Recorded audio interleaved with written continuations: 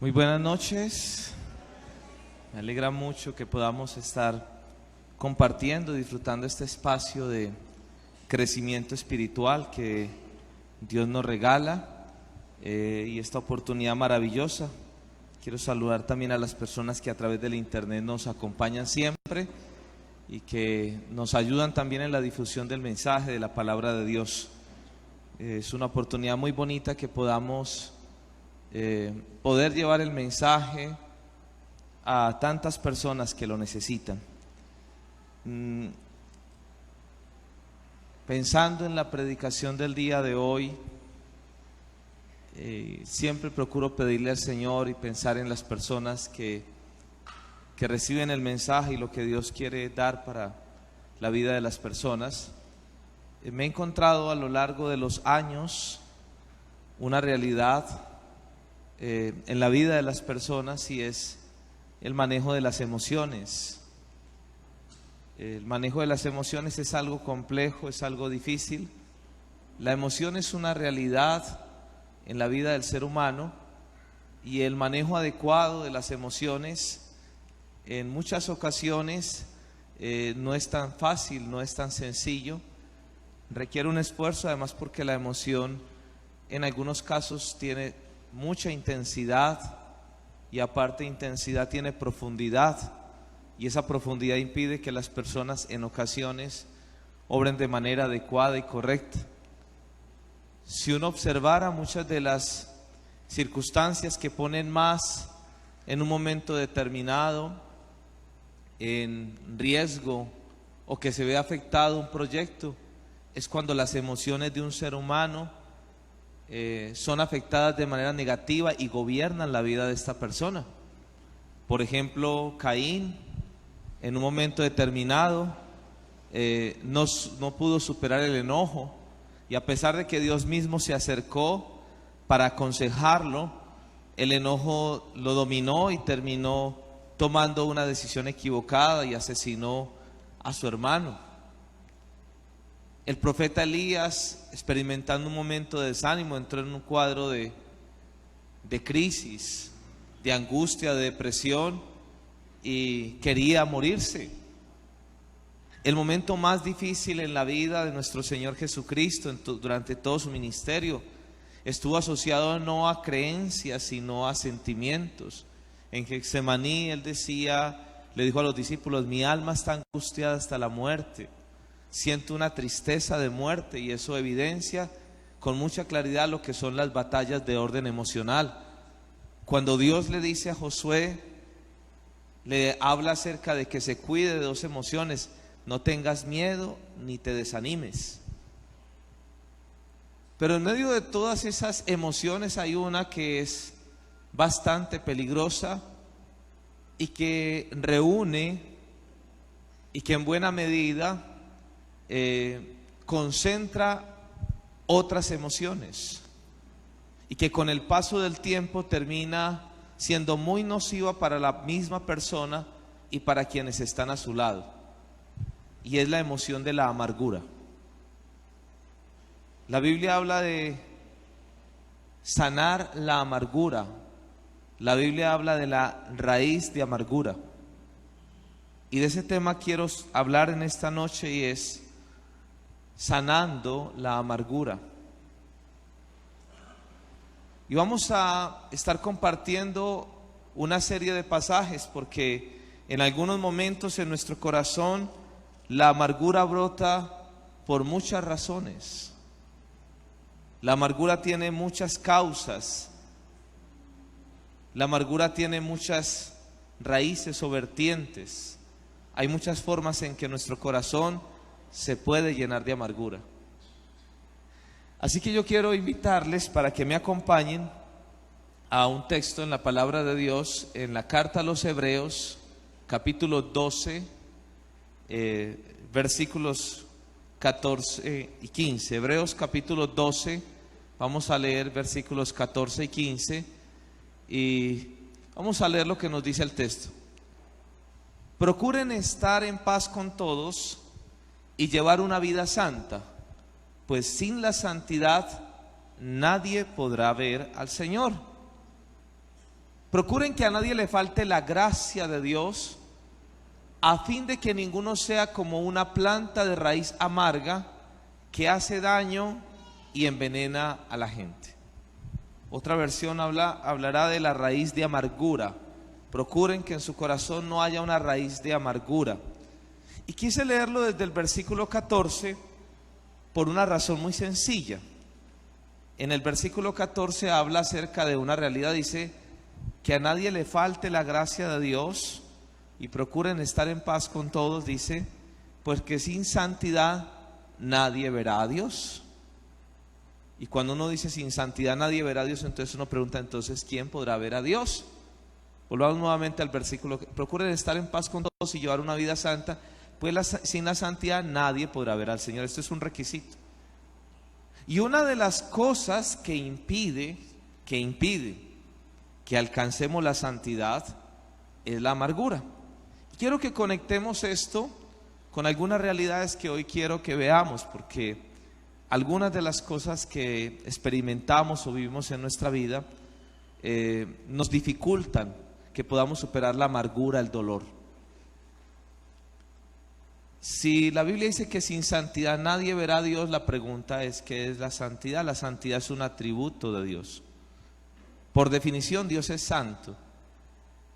¿Y cuál es la esencia misma de Dios? La de ser santo. Pero a la par de la esencia de Dios ser santo, hay una definición maravillosa que la Biblia tiene acerca de Dios. Dios es amor. La naturaleza de Dios es la santidad, y la santidad máxima en Dios es en el amor, porque en el amor se cumple la plenitud de todo. O sea que nuestra aspiración un día, si pensamos en santidad, en otras palabras, es llegar a amar como Dios ama. Es más, en el Sermón de la Montaña, en Mateo capítulo 5, versículos 43 al 48, Jesús enseña que debemos amar a nuestros enemigos y perdonarlos.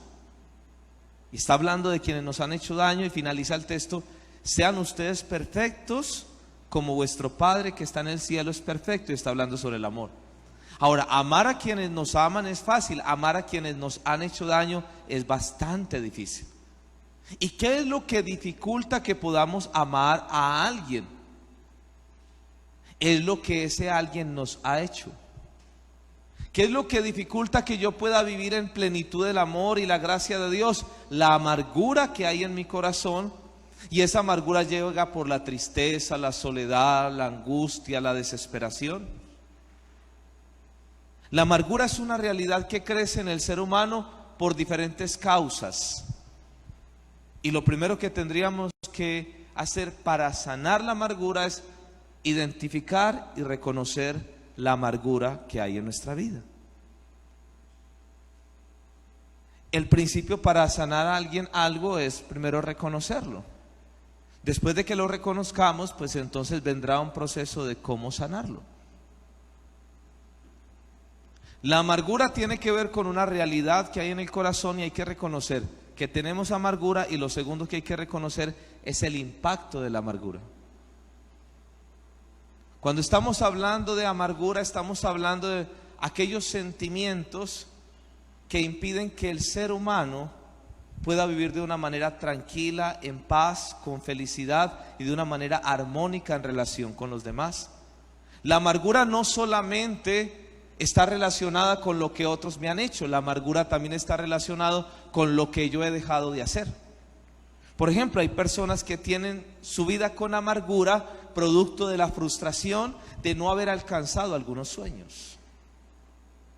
Algunas personas pueden experimentar amargura en su vida porque sienten que los sueños que han querido alcanzar no han llegado a su vida. Algunos pueden experimentar amargura en su vida por pérdidas que han tenido, y entonces la amargura estará asociada a la tristeza. La amargura estará asociada a la soledad. La amargura estará asociada a la desilusión. Pero la amargura puede estar asociada al rechazo, al resentimiento.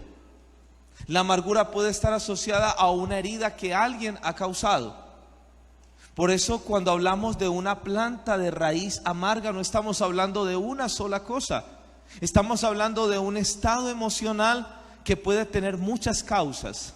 Hay personas que en su vida experimentan amargura sencillamente porque no se sienten bien con ellos mismos.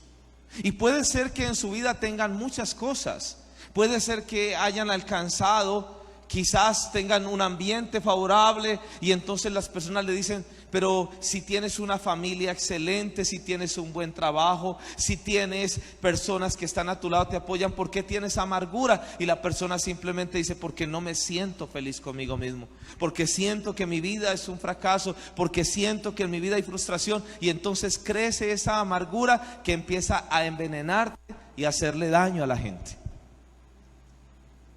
En el Antiguo Testamento quiero que leamos dos pasajes. Un pasaje que hace referencia de cómo cuando la amargura, que es un sentimiento, se conecta con un pensamiento, causa en nuestras vidas algo muy fuerte que se llama desánimo. Quiero que me acompañen al libro de las Lamentaciones, capítulo 3, versículos 19 al 24. Libro de las Lamentaciones 3, 19 al 24. Recuerdo mi tristeza y soledad, mi amargura y sufrimiento. Me pongo a pensar en ello y el ánimo se me viene abajo. El problema de la amargura no es solamente lo que hace en ese momento. El problema de la amargura es lo que empieza a hacer a partir de allí en tu vida y cómo distorsiona y cambia la mirada que tienes frente al entorno que te rodea, frente a ti mismo. El autor dice, volvamos nuevamente al 19 y 20, por favor. Vamos al 19.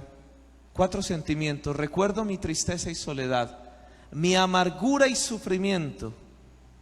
Me pongo a pensar en ello y el ánimo se me viene abajo. Quiero que nos detengamos ahí, enseguida vamos a empezar a leer la segunda parte donde quiero concentrarme y quiero que podamos empezar a entender qué es lo que ocurre.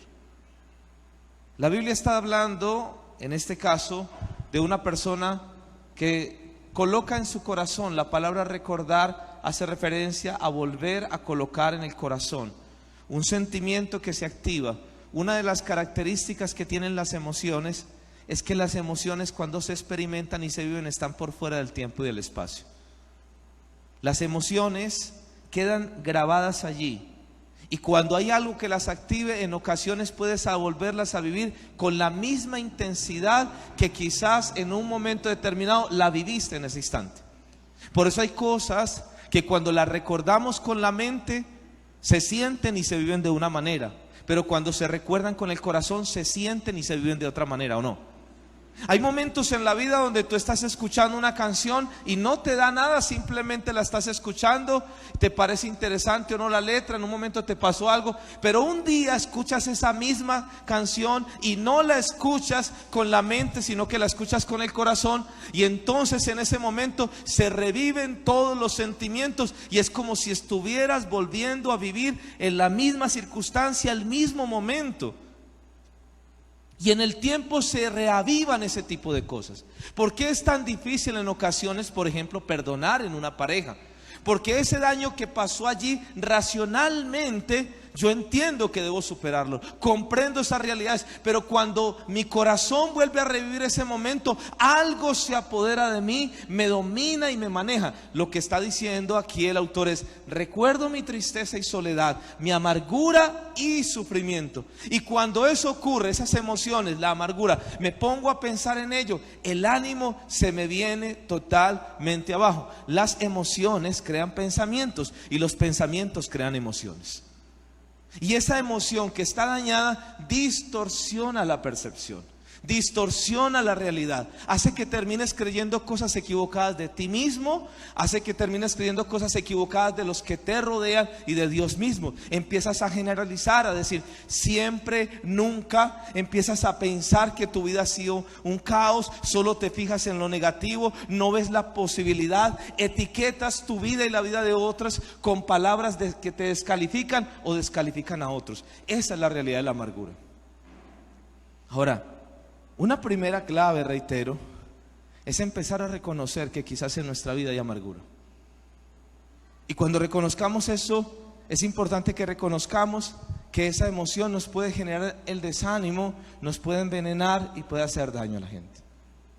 Pero aquí vamos a empezar algo que es muy importante, que tiene que ver con un tema de relación. Y es que para superar la amargura, quiero que volvamos al texto de Hebreos capítulo 12, versículo 15, y enseguida volvemos a Lamentaciones 3. Porque vamos a ver una palabra: procuren que a nadie le falte la gracia de Dios, a fin de que ninguno sea como una planta de raíz amarga que hace daño y envenena a la gente.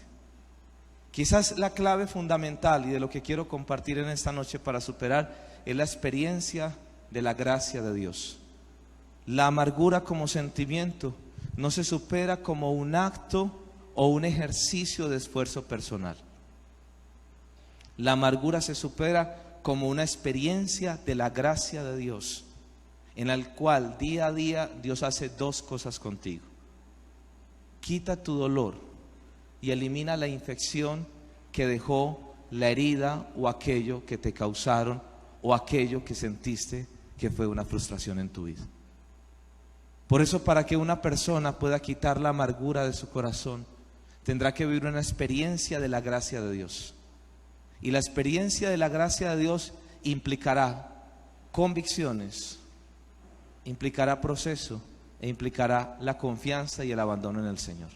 Así que quiero que vayamos nuevamente al libro de las Lamentaciones y voy a contarles una historia de alguien que en su corazón tuvo amargura y que vivió una experiencia muy difícil, una experiencia dolorosa en su corazón, narrada en la Biblia y que está allí.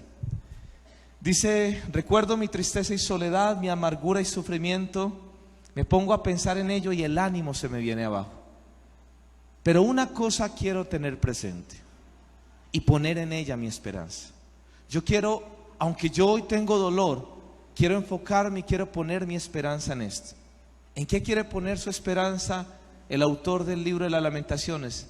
El amor del Señor no tiene fin, ni se han agotado sus bondades.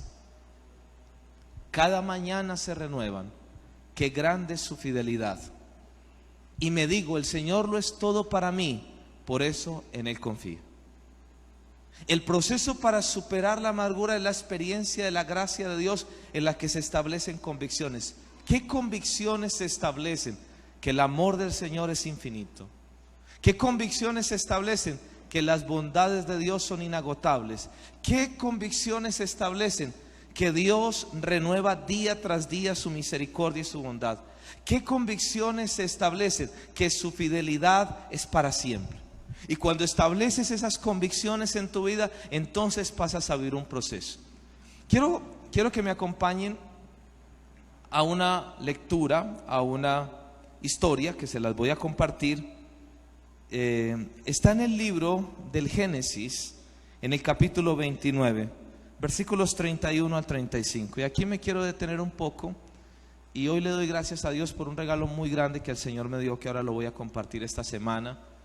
Y por una persona que está en este lugar, a la que le doy gracias al Señor que hoy esté en este lugar, porque fue un regalo que Dios me dio esta semana, de una persona en la que vi el dolor y la desesperación.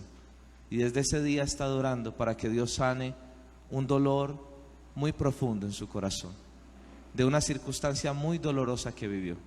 Y yo le dije a esa persona esta semana, le dije: si puedes, ven hoy. No había venido, apenas viene por primera vez hoy aquí a Corporación La Comunidad. Y yo le doy gracias a Dios porque esa persona está aquí, porque vivió una experiencia muy dolorosa, muy difícil en su familia, porque está enfrentando momentos difíciles. Y porque esta semana, cuando me encontré con esa persona, yo vi la angustia y la desesperación. Y le dije: Señor, tú has escuchado el grito de desesperación de este hombre, de su esposa. Tú sabes por lo que está pasando, por favor, ayúdale. Quiero que me acompañen, por favor, al texto del Génesis capítulo 29, versículos 31 al 35. Cuando el Señor vio que Jacob despreciaba a Lía, hizo que ésta tuviera hijos, pero a Raquel la mantuvo estéril. Lía quedó embarazada y tuvo un hijo al que llamó Rubén, porque dijo: el Señor me vio ¿qué? triste. Por eso ahora mi esposo me amará. Después Lía tuvo otro hijo al que llamó Simeón, y entonces dijo: el Señor oyó que me despreciaban y por eso me dio un hijo más. Y otra vez tuvo un hijo al cual llamó Leví, porque dijo: ahora mi esposo se unirá más a mí, porque ya le he dado 3 hijos. Lía tuvo aún otro hijo al cual llamó Judá, porque dijo: esta vez alabaré al Señor. Después de eso dejó de tener hijos. Voy a explicar esta historia, que es muy curiosa, porque saltamos de la amargura a esta experiencia y qué fue lo que pasó. Les voy a contar la historia de qué fue lo que ocurrió y cómo llegó a este momento, y qué tiene que ver esto con las emociones, con la gracia, con el Señor, y cuando Dios sana tu corazón, aunque quizás no recibas aquello que has esperado. La historia habla de una mujer llamada Lea o Lía. Lía tenía una hermana llamada Raquel. Raquel y Lía o Lea fueron las 2 esposas de un hombre llamado Jacob. Jacob fue hermano de Esaú, ambos fueron hijos de Isaac. Isaac fue hijo de Abraham. Abraham fue el padre de la fe, en quien Dios dio una promesa que tendría una descendencia tan numerosa como las arenas del desierto. Cuando Jacob tuvo a su hijo Isaac, Isaac tuvo a 2 hijos, Jacob y Esaú. Esaú era el mayor, era el que tenía el derecho a continuar con la primogenitura, o el llevar el nombre, y que la promesa de herencia fuera desarrollado a través de él. Pero dice la Biblia que Esaú era un hombre, aunque se dedicaba y era juicioso y le gustaba la caza y quizás hacía las actividades que a su padre le agradaban, Esaú no alcanzaba a dimensionar qué era tener la bendición de Dios. Por otro lado, Jacob, que era el menor, anhelaba con todo su corazón tener la bendición del Señor. Jacob se entendía muy bien con su madre. Tenían una relación muy estrecha y personal, y había como una especie de favoritismo de la mamá de Rebeca hacia su hijo Jacob. Y el padre Isaac tenía una preferencia a su hijo Esaú. Él anhelaba con todo su corazón tener la primogenitura o la herencia. Cuando fue pasando el tiempo, en medio de esa situación desesperante, un día Esaú, que venía de cazar, llegó a su casa, llegó a su vivienda donde estaba allí, y dice la Biblia que Jacob estaba cocinando un guiso de lentejas y Esaú tenía mucha hambre, el olor era delicioso, y Esaú le dijo que le diera de ese guiso, y entonces él le dijo: yo te lo daré si me das tu primogenitura, si me das el derecho que tiene el hijo mayor. Y dijo: a mí qué me importa la primogenitura, yo lo que tengo es hambre. Y se la dio. Y casi que en ese momento Esaú dictó una sentencia, estaba renunciando a la primogenitura. Pasaron los años y su padre Isaac estaba ya muy anciano, y llegaba el momento de dar la bendición. Esaú había salido nuevamente a cazar, estaba por fuera, y la mamá Rebeca le dijo a Jacob: tu padre va a dar la bendición. E hizo que se pasara por su hermano. Isaac estaba ciego, no lograba reconocer con claridad, solo escuchaba. Esaú era velludo, Jacob era lampiño, y Jacob se puso una piel de cordero sobre su cuerpo y suplantó a su hermano. El nombre Jacob significa engañador o tramposo. Suplantó a su hermano y se hizo pasar por Esaú. Al papá le pareció un poco rara la voz, pero finalmente logró engañar al padre. El padre le dio la bendición. Cuando vino Esaú a pedir la bendición, el padre le dijo: ya te la di. Padre, a mí no me has dado la bendición, yo no he estado acá. Y el padre le dijo: pues ya la di, y si se la di a tu hermano, él es el que tiene la bendición.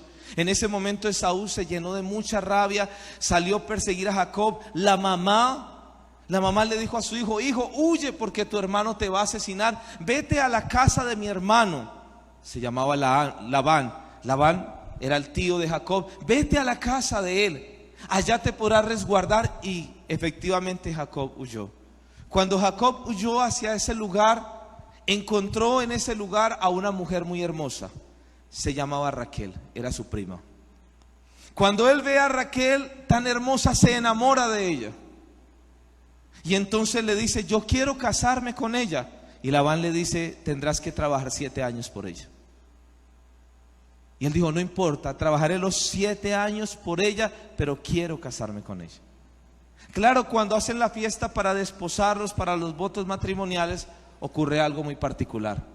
Y es que el tío Labán coge a Lea, o Lía, que era la mayor, emborrachan a Jacob y le cambian a Raquel por Lea. Cuando pasa la noche, él despierta en la mañana y se da cuenta que con quien había dormido no era con Raquel, sino con Lea. Y entonces cuando despertó, le hizo el reclamo. Jacob no había puesto su mirada en Lea. Jacob había sido rechazada. Lea había sido rechazada por Jacob. Jacob no la quería. Y dice la Biblia que el padre, Labán, dijo, no la podía dejar, es la mayor. Si caso a la menor, se me queda la mayor sin casarse. Para el papá, Lea era también, ¿qué? Un encarte. Lo era para el papá y Jacob la rechazaba. Pero escuchen esto, Lea se enamoró de ese hombre. Lea se enamoró, Lea quería que Jacob la amara. Pero Jacob no tenía sino ojos para Raquel. Dice la Biblia que Lea tenía sus ojos tristes. La mirada de Lea era una mirada triste. Era una mujer que tenía soledad, que tenía amargura, que tenía desesperación. Esa era la realidad de esta mujer. Entonces Labán le dijo a Jacob, si quieres a Raquel tienes que trabajar otros 7 años. Y Jacob terminó trabajando 7 años. Le tocó trabajar 14 años por tener a Raquel. En medio de todo eso, Lea anhelaba y deseaba ser amada.